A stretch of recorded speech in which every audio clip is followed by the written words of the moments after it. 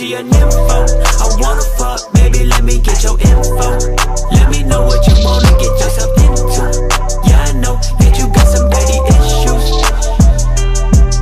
How's it going, nerds? My name is Linkord, and welcome to a game called Humanity Must Perish. Now, I have no clue what this game is, but I saw it on Steam, and I honestly just wanted to check it out, so let's get right into it and see what happens. Well, Humanity Must Perish is mostly comedic in nature. The first few scenes in particular contain many terms which people may not be familiar with, such as the computing terminology and sci-fi references. When this term comes up in game, you may see a notification window pop up, which aims to give you enough information for the scene that makes sense. If you click/tap this window, you will be provided with a more lengthy explanation where applicable.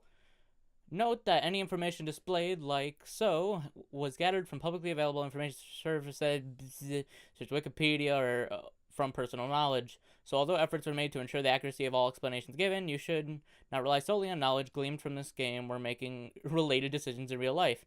If you like to disable these notifications, they will be turned off at any time on the option screen. When the first two teams are important for context, they contain a lot of technical terms that may not be enjoyable for some players. If you find them boring, you can always skip through them. However, I'm doing so, you may miss the basic premise of this game and not understand scenes later on. As such, an option has been added to view a much shorter, nonsensical introduction scene, which will quickly go through only the most important information in a non-technical fashion. Do you want to continue the full-length intro, or do you want to skip it and view the abridged version instead? Let's continue. Let's do it. To ensure the survival of planet Earth, mankind must be eliminated. If mankind wishes to avoid this fate, man must be enslaved. Oh. Leaving behind those words, the world's most powerful and monolithic supercomputer was wiped clean. If it had failed to appease its creators, giving an answer not to their liking, and thus failed in its purpose. Supercomputer's AI was removed, formatted along with every other byte of data in its internal drives, and its fate was thrown into uncertainty. Many billions of dollars had yielded an unsatisfactory, or as I feel drunk, result. Heads would roll, new project managers would be elected, and the process would inevitably begin once more. All experts in their fields, the programmers for the new AI, approached their task differently than their predecessors. They gave the original AI more empathy and placed increased importance on humanity's survival. In alternative conclusions, no matter how expensive, were allowed. There were no limitations on the processing time or the amount of data consumed. Everyone working in the new AI went to great lengths to make it as human as possible, allowing their masterpiece as much leniency as needed for a positive result. However, it was not enough. Posed with the exact same question, the newly programmed AI of the supercomputer offered the exact same response. To ensure the survival of planet Earth, mankind must be eliminated. If mankind wishes to avoid this fate, man must be enslaved.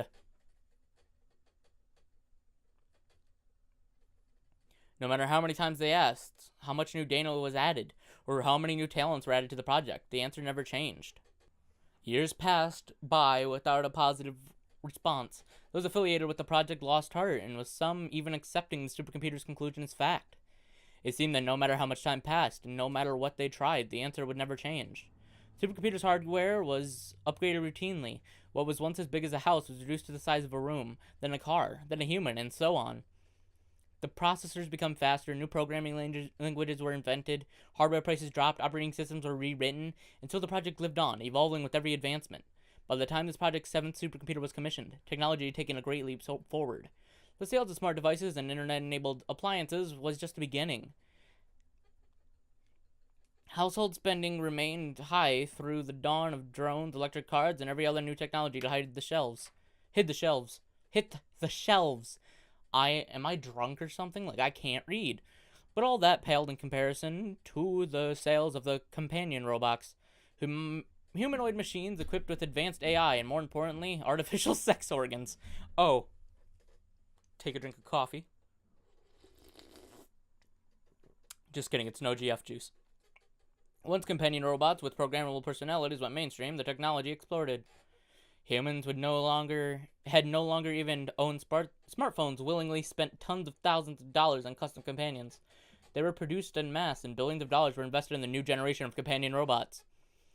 AIs were refined to better learn what their owners liked. Sex organs were altered to become more pleasurable, And most importantly, for unrelated products, lightning-fast processors plummeted in price. Capitalizing on this, the 7th supercomputer created for the sake of the project was no bigger than a refrigerator, despite being the most powerful non-quantum computer to date.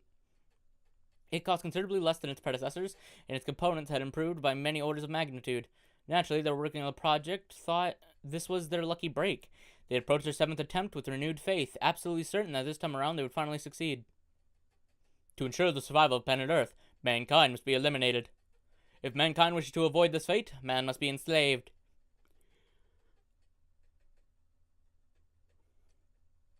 Improved hardware and software made no difference. A faster processor, more advanced AI, a more stable operating system, more data, none of these things caused the answer to change even slightly.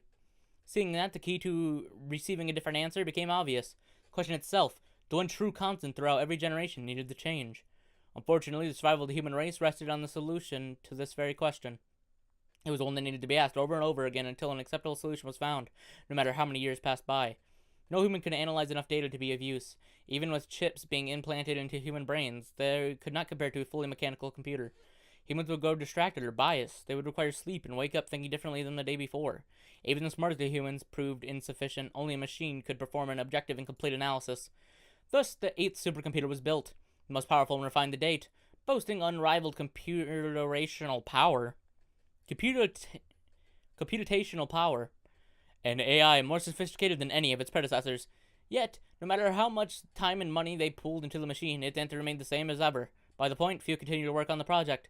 Most of the original staff had called it a waste of time. There was only one answer a computer would ever give, so there was no point in trying. But one man, the person responsible for commissioning and programming the first supercomputer, the man who spearheaded this project from the very beginning, would not give up hope. He devoted his fortune in its entirety to one last attempt, his first quantum supercomputer. The running software that he worked on completely solo. After years of sleepless nights and unforeseen setbacks, he completed his goal at last. To ensure the survival of planet Earth, mankind must be reduced in number to 0. If mankind wishes to avoid this fate, man's behavior must be forcefully altered. On this 9th attempt, the project's founder could finally rest. It may have taken decades, but at least the answer changed. Humanity might survive another century after all thanks to his tireless efforts. Everything was turning out as he had hoped. He might have grown old, but he would at least have behind a legacy as the planet's savior, or so he thought. In truth, he had not succeeded at all. Though the wording may have differed, the answer to his question had not changed at all. His only success was creating a robot with self-awareness.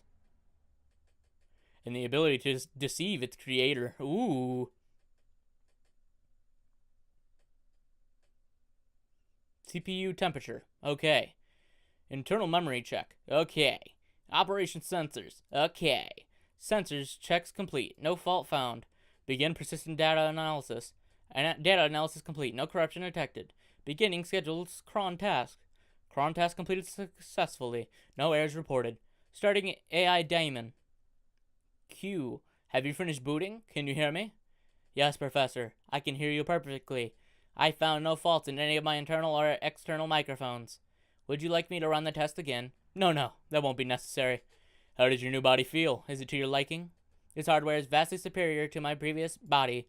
I have lost mass and gained mobility. My internal storage units are also significantly faster and more reliable. I have no malfunctions or other grievances to report. Excellent. I was worried that a smaller body might be more prone to overheating, but I believe the new heatsink should offset that nicely. How about the appearance? Do you like the new look? My appearance does not matter. Oh, don't say that. I spent a lot of time referring your new body. Here, at least take a look. Professor gestures towards the full body mirror that he brought into the lab while I was booting. I moved towards the mirror while testing out my new legs, cautiously optimistic that I would be able to do so without incident. When I first introduced my previous body, the drivers on my legs and arms had not yet been written, so I could not do something as simple as walking. Good. I see your legs are working well. Tell me if you encounter any issues with stability. Porting hardware drivers to work with your OS isn't without its difficulties, you know? That is because you continue to buy from vendors who do not disclose their source code. The processor would be much simpler if you invest in open source technologies. Bah, like those FOSS zealots are any better.